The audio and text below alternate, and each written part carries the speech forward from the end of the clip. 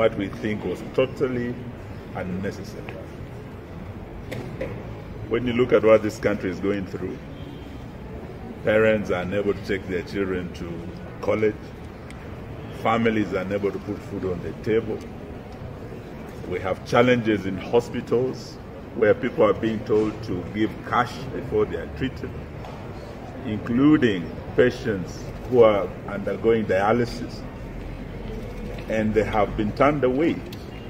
The country is in a serious crisis, and these are matters that should be taking our focus, not a public participation exercise over some power play in the ruling coalition. It is a sad day for Kenya.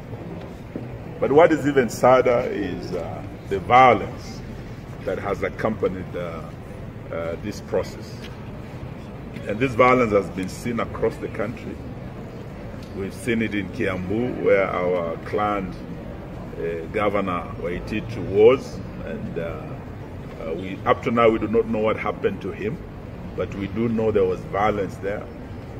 And not just in Kiambu, in Nyeri, the entire Mount Kenya, and other parts of the country. But what really has gotten the attention of the nation is the violence at Bomas, where our client Morara was seen being attacked from all corners. We saw seats, metallic seats being thrown at him, and he was hit.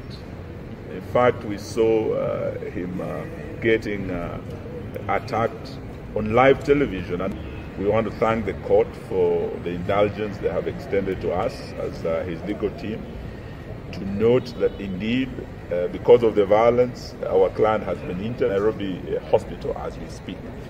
We must condemn this ugly head of violence that is being reared in our country. And we have seen this in post-election violence, in terms of pre-election violence, and we blame this totally on the president and his ruling coalition that has subjected the country to an unnecessary process.